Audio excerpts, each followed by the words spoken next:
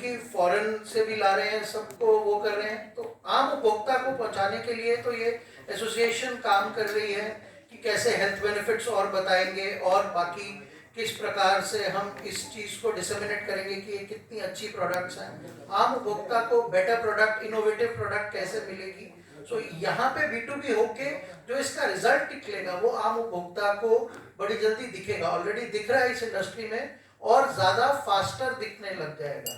आम उपभोक्ता के लिए ये शो नहीं है, ये मेनली B2B है कि जो बायर्स हैं, सेलर्स हैं, प्रोसेसर्स हैं, वो लोग आए।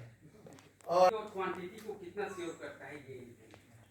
सर ये इवेंट अगेन दुनिया भर से जो बेस्ट प्रोसेसर्स हैं, आज दुनिया के जो बड़े से बड़ा प्रोसेसर है, अभी समीर जी ने जब बताया पहले हम लोगों को जाना होता था, अच्छा फॉरेन वाले भी क्या कहते हैं कि हमारे पास कोई ऐसी अपॉर्चुनिटी नहीं थी, हम लोग आना चाहते थे इंडिया, हम इंडिया में पूरा एक्सप्लोर करना चाहते थे, बट आज तक कोई ऐसा प्लेटफॉर्म नहीं था, अपॉर्चुनिटी नहीं थी, तो मेवा ने वो एक प्लेटफॉर्म और अपॉर्चुनिटी बना के दिया।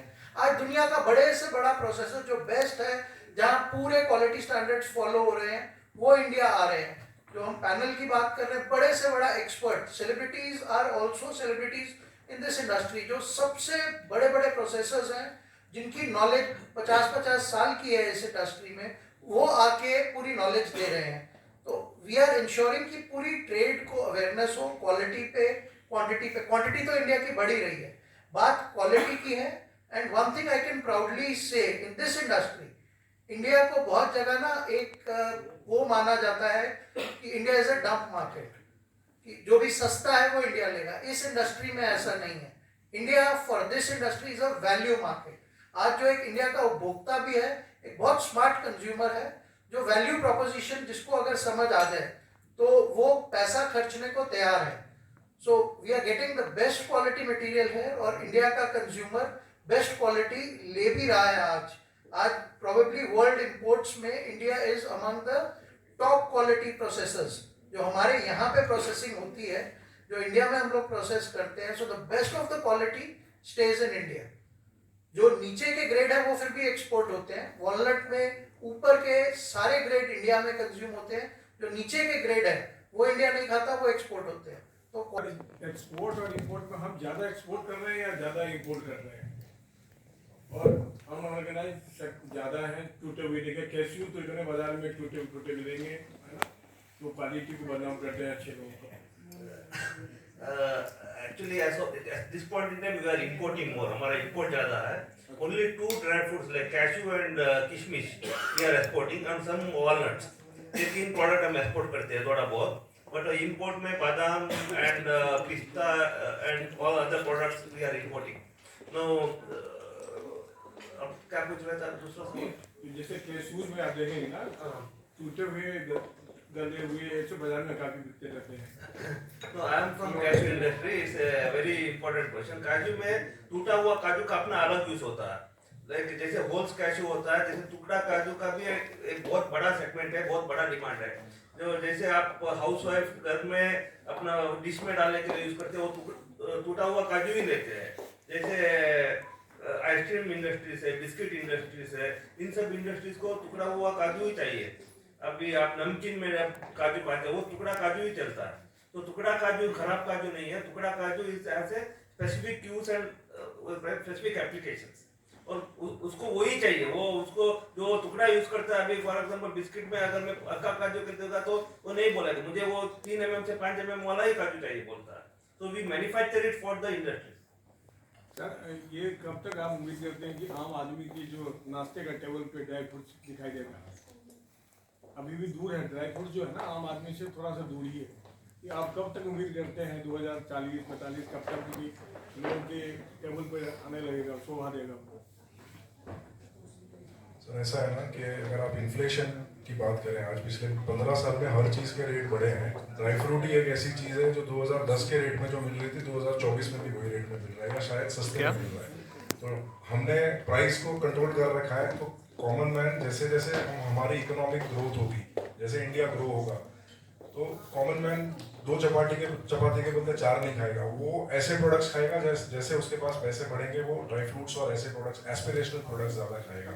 But in terms of affordability अगर आज आप देखो तो ड्राई फ्रूट काफ़ी अफोर्डेबल प्रोडक्ट है। 600-700 रुपये में अगर आपको बादाम मिल रही है, अगर आप उसको फ्रेश फ्रूट के साथ भी कंपेयर करो तो आप 200-250 रुपये के आपको एप्पल्स और ये मिलते हैं, उसके सामने आपको एक सूखा मेवा जो इतना प्रीमियम प्रोडक्ट है 600-700 रुपये में आज आपको मिल रहा है।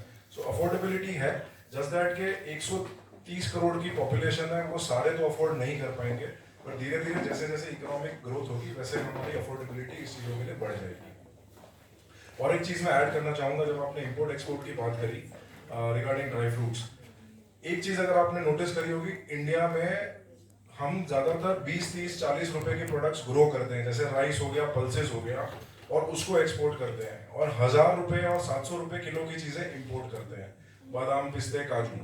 तो एसोसिएशन जो हमारा फॉर्म हुआ है, one of the primary objectives is to educate people in India कि आप महंगी चीज़ें ग्रो करो, सस्ती चीज़ें इंपोर्ट करो। तो हमारा फॉरेन रेवेन्यू जो आज बाहर जा रहा है, वो बाहर ना जाके हम हमारे पास रखें, प्लस हम वी अर्न फॉरेन एक्सचेंज। सो ये एक अवेयरनेस ये एसोसिएशन लाना चाहता है कि कैश्यू में इंडिया एक नंबर 1 प्रोडक्ट ग्रोअर था आज से कुछ साल पहले। आज हम बहुत पीछे रह गए क्योंकि उसमें ग्रोथ, इनोवेशन कुछ नहीं हुआ है, लोगों का फोकस ही नहीं है। अगर हम फोकस करें तो हम महंगी चीज़ें ग्रो करेंगे, हमारे फार्मर्स जो आज सुसाइड कर रहे हैं उसके बदले वो पैसे वाले प्रॉस्परस फार्मर्स बन जाएंगे। और कंजम्पशन पे जस्ट टू ऐड, आपका ये है कि कितनी जल्दी 2040 में पहुंचेगा या क्या पहुंचेगा, इस हमारा यही है कि जितनी अवेयरनेस क्रिएट होगी उतना जल्दी पहुंचेगा। और आज ये हो भी रहा है, ये फास्टेस्ट ग्रोइंग मार्केट है। मैं थोड़े से स्टैटिस्टिक्स आपसे शेयर करता हूँ। पिछले 4 साल में इंडिया 9000 टन पिस्ता, आज से 4 साल पहले इंडिया 9000 टन पिस्ता खाता था, इस साल 35000 टन पिस्ता खाएगा। आज से 7 साल पहले 18000 टन अखरोट खाता था, इस साल 70000 टन अखरोट खा रहा है। So just some examples for you, ये इंडस्ट्री बढ़ रही है और धीरे धीरे हम लोग एंड जो एक ड्राई फ्रूट, आप बिल्कुल सही बोल रहे हैं कि ड्राई फ्रूट टेबल तक पहुंचाएं, वही कोशिश है और होना शुरू हो गया है। आज हम लोगों ने बहुत ये देखा है कि हमारी इंडस्ट्री में नीचे के तबका भी चाहे कम ले रहा है बट बादाम लेने की कोशिश कर रहा है, अखरोट लेने की कोशिश कर रहा है कि मेरे को आगे हेल्दी खिलाना है बच्चों को। तो ऑलरेडी ये एक प्रोसेस शुरू हो गया है इस एसोसिएशन की तरफ से। वही अवेयरनेस, आज कई जगह अवेयरनेस नहीं है कि ये चीज़ क्यों अच्छी है।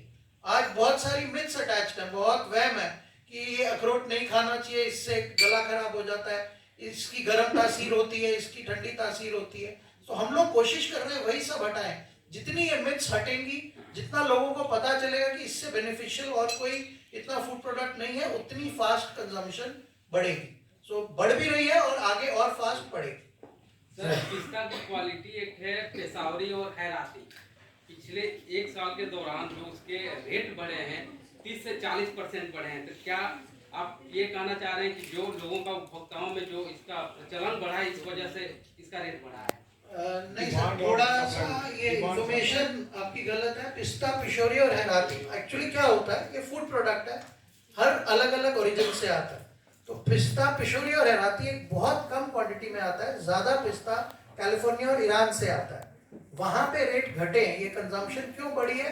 क्योंकि रेट घटे हैं, तो कंजम्पशन इसलिए बढ़ी है। सिर्फ एक स्पेसिफिक यूजेज की एक छोटी सी प्रोडक्ट में रेट बढ़े हैं, बट ओवरऑल रेट घटे हैं। अगर आप एवरेज रिटेल प्राइसेस देखेंगे, आइदर कांस्टेंट रहे हैं या पिछले 5 साल में शेल्फ पे रेट कम हुआ है। तो उसमें हम अभी गवर्नमेंट से भी इस पे हम मतलब ऑनरेबल गवर्नमेंट से वो कर रहे हैं कि कई चीज़ों में हमारे टैरिफ बहुत ज़्यादा है। आज भी इंडिया में हाईएस्ट इंपोर्ट ड्यूटीज़ है। अब ये इतनी हेल्दी प्रोडक्ट है, इतनी अच्छी प्रोडक्ट है, और कैसे हम उपभोक्ता तक पहुंचा पाए अगर हमारे इंपोर्ट टैरिफ्स कम हो जाएंगे। आज वॉलनट पे 100% ड्यूटी है, तो जो फॉरेन में रेट है इंडिया में डबल हो जाता है। अगर ये ड्यूटियाँ थोड़ी कम होंगी तो वो हेल्दी प्रोडक्ट उतना और ज़्यादा पहुंच पाएगा हमारे उपभोक्ता तक। Sir, challenge this side here. Sir, will you throw some more lights on the e-commerce platform the Meva is planning to after the B2B event? And as most of the millennials are going through it and opting the options most. Sorry, could you really, आपका question क्या है? E-commerce platform पे what you want to have in planning?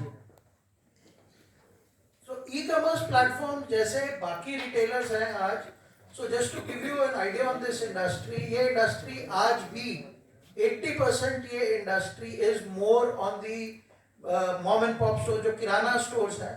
About 18-17% is on modern trade, जो supermarkets हैं, और 2 से 3% e-commerce पे है. E-commerce is the fastest growing platform, yes. So हम लोग as an industry हर जगह promote कर रहे हैं, not just on e-commerce, kirana stores, modern trade, ecommerce, हर जगह प्रमोट कर रहे हैं. ई कॉमर्स अपनी स्पीड से जहाँ ग्रो कर रही है. ई कॉमर्स का यूज है आज एक नए इंडिया में यंग पॉपुलेशन को अट्रैक्ट करने के लिए, इन चीज़ों के लिए, तो वो चल रहा है एंड काफ़ी फास्ट ग्रोथ हो रही है. ई कॉमर्स में this category is among the fastest growing categories on ecommerce. Mewa as an event, again we are providing an opportunity for everybody to come in, understand this industry more, get people to find a highlight in this. आज e-commerce अगर कोई player है, उसको dry fruit भी बेचना है, उसको mobile phone भी बेचना है, उसको कपड़ा भी बेचना है. हम लोग सेंटर स्टेज पे ड्राई फ्रूट को लाके ये कर रहे हैं कि उन लोगों के माइंड में भी थोड़ा डिस्प्रोपोर्शनेट अटेंशन इस कैटेगरी पे जाए, उन्हें लगे यार ये कैटेगरी इतनी हेल्दी और इम्पोर्टेंट है तो इसको और प्रमोट किया जाए. So that is what Mewa is doing for the e-commerce. So my question is, Amul Foods. Amul is one of the largest FMCG companies. They're larger than Hindustan level. So they're using dry fruits in the ice cream. So everybody's. So how much is this percentage of share means which Amul would be consuming, and also your military canteens. So they would be possibly buying through the GEM portal. They would be buying, tendering, and all. So if you have any data for that.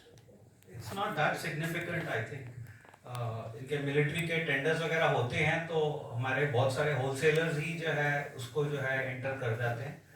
There is not that much consumption. जो consumption जैसे मेरे colleague ने बताया ये सारी जो है किराना के और ट्रेडिशनल मार्केट से उससे आ रही है. या जो ई कॉमर्स के बारे में उन्होंने बताया, ये कोविड के टाइम पर ई कॉमर्स के अंदर 30% ग्रोथ हुई थी. Amul is not the only consumer, there are so many other consumers, but ठीक है उनकी कंजम्पशन अच्छी है, but it's not that significant because you अभी जब फर्स्ट स्लाइड आपको दिखाई थी उसके अंदर बादाम है 1,60,000 टन, तो अमूल कितना ले लेगा इसके अंदर? Not even 1%, not even 0.5%. तो उनका इनसिग्निफिकेंट है. Are these people one of the exhibitors? Are they participating? Amul is participating there? No, Amul is not participating. Not this. Not this year, but again, this is more towards जो nuts और dry fruit के buyers और sellers हैं. So Amul at the end is an end consumer. So they will be visiting. Yes, most of the end consumers जितने बड़े ice cream वाले हैं, मिठाई वाले हैं, सब विजिट कर रहे हैं इस शो को. और भाई उन्हें भी एक प्लेटफॉर्म मिला है कि एक ही जगह वो सारी इंडस्ट्री से मिल सकते हैं. आज नहीं तो उन्हें अप्रोच करने के लिए आज ऐसा भी है जैसे कई बड़े से बड़ा बायर है, उसे लगता है यार कौन और है, मेरे को कौन और बेटर सप्लायर मिल सकता है. So we are providing that opportunity कि वो यहाँ पे आके इस इवेंट में सबसे इकट्ठे मिल सके. So yes, most of these big brands will be present in form of an exhibit. And so one more question about your members, the commodity exchange. So how many members are they listed on the NSE or the BSE or any other exchange? So this is a very nascent industry. It's a very fragmented industry. We've just started getting into that segment. So one of our members is listed on the SME, जो small medium enterprise की exchange है. This industry is still more small medium. So ये ज़्यादा MSME industry है और बहुत इसीलिए employment भी प्रमोट कर रही है. अभी तक लार्ज कॉर्पोरेट्स इस इंडस्ट्री में इतने नहीं हैं, थोड़ा बहुत आ रहे हैं. Tata has just entered this segment, ITC has entered this segment, but it is still majorly an MSME based industry.